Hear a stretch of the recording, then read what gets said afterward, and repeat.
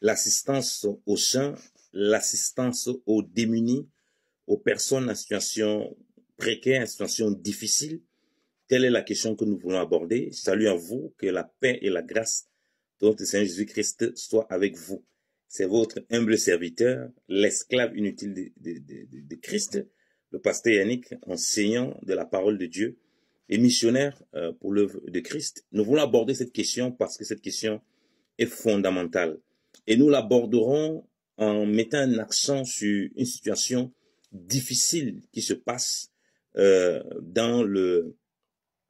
l'est de la République démocratique du Congo, donc c'est-à-dire le Nord Kivu principalement, où nous avons visité Butembo, Beni, Bunia et même Goma, qui traversent des moments difficiles à l'est du Congo. Bien-aimés dans le Seigneur, lorsque nous parlons de l'assistance aux saints, nous réalisons pourquoi? Nous réalisons que les gens sont insensibles et ne comprennent pas déjà les fondements de la parole de Dieu. Ils sont insensibles aux souffrances que les autres sont en train de traverser. Il se passe un massacre à l'est du Congo. Il y a des rebelles armés, je dis bien armés par les Rwandais, par l'État rwandais, et ces rebelles sont principalement des Rwandais qui sont en train de détruire l'est du Congo pour les matières premières de ces pays.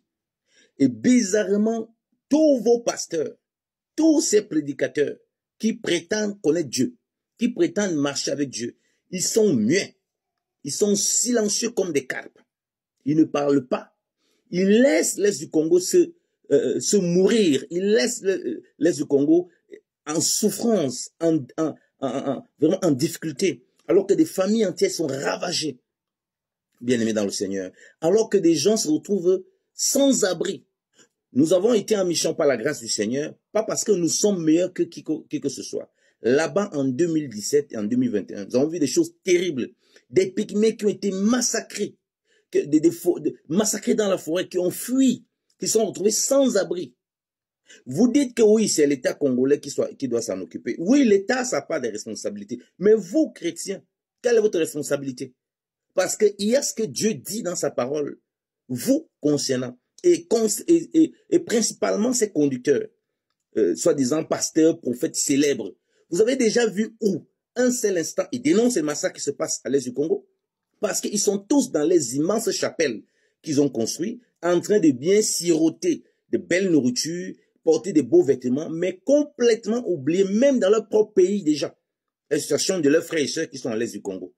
Et beaucoup de chrétiens s'en foutent, et même là-bas à l'est du Congo, tant que ça ne les arrive pas, tant que ça ne les touche pas, ils sont en paix. Mon message pour vous, déjà en tant qu'enfant de Dieu, et même vous qui n'êtes pas peut-être chrétien, qui est congolais, c'est pour que vous ne trouvez pas le sommeil si vous n'assistez pas vos frères, dans la mesure du possible de ce qui se passe à l'est du Congo.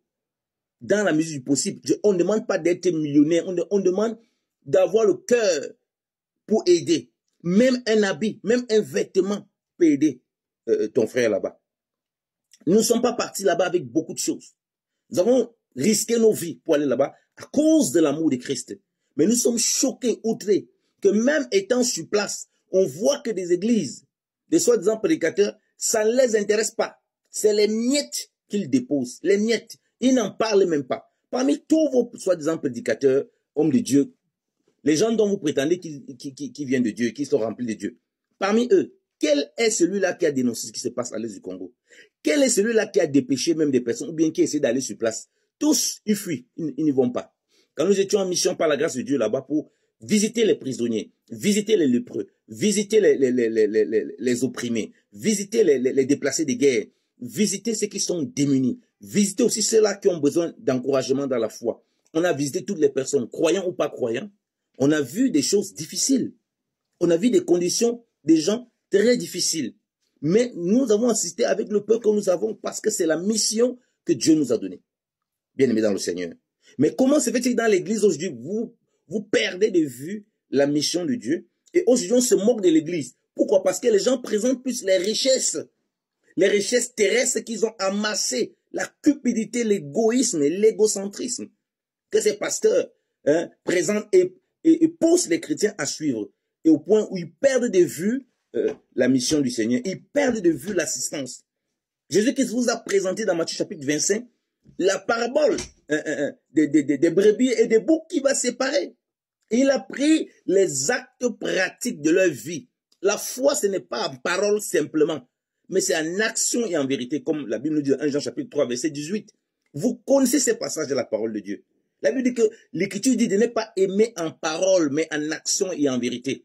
Vous dites que vous priez pour l'Est du Congo. C'est bien, gloire à Dieu. Si vous priez vraiment pour l'Est du Congo, vous devez pouvoir apporter vos biens.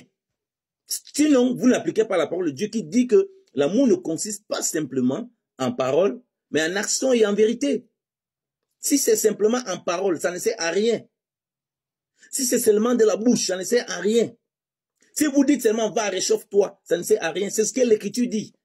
Si tu es là, tu vois ton frère, il est en souffrance, il dit non, va, que Dieu te bénisse et que tu peux l'aider, que tu peux l'héberger, que tu peux lui donner à boire, que tu peux donner à manger, ça ne sert à rien. Ta foi est vaine, c'est une foi inutile. Voilà pourquoi ces imposteurs passent autant à dépouiller l'Église, à dépouiller les chrétiens, à cause de, on critique l'Évangile et on croit que nous tous nous sommes pareils.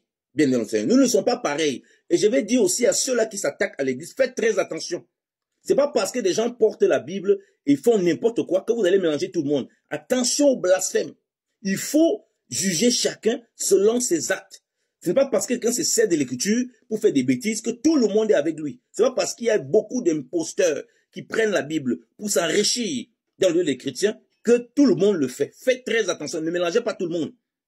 Donc Jésus-Christ lui-même, il a été dans la pratique. Il est allé, les gens, il a prêché la parole. Les gens avaient faim. Il a pris le pain et le poisson. Il a multiplié. Il ne s'est pas arrêté aux paroles. C'est pourquoi on dit de ne pas seulement aimer en parole, mais en action et en vérité. Posez des actions qui confirment que vous êtes de Dieu. Ces pasteurs ne voyagent jamais pour aller à l'Est du Congo, pour assister ceux qui sont dans la difficulté. Et quand ils vont le faire, ils font les miettes. Vous avez déjà vu quel appel de fonds ils ont fait pour envoyer des matelas, pour envoyer des médicaments. Des prisonniers là-bas à l'Est du Congo, bien évidemment. Les gens font 10 jours, ils ne mangent pas. Vous voyez des choses terribles. Vous voyez des gens là-bas, les lépreux, on visitait les lépreux, les personnes démunies, des gens qui n'ont pas mangé, qui ont des maladies bizarres sur eux. Mais vous, chrétiens, vous restez tranquilles. Vous dites que non, c'est au gouvernement de s'en occuper. Qui vous a dit ça? Selon les Écritures, qui vous a dit ça? Le gouvernement a sa responsabilité, Dieu va les juger en fonction de ça. Vous aussi, Dieu va vous juger. Puisque quand le Seigneur, dans Matthieu chapitre 25, sépare les boucs et les brebis, il dit, venez les bénis de mon Père en parlant des brebis. J'étais malade, vous m'avez visité. J'étais nu, vous m'avez revêtu. J'avais faim, vous m'avez donné à manger. J'avais soif, vous m'avez donné à boire.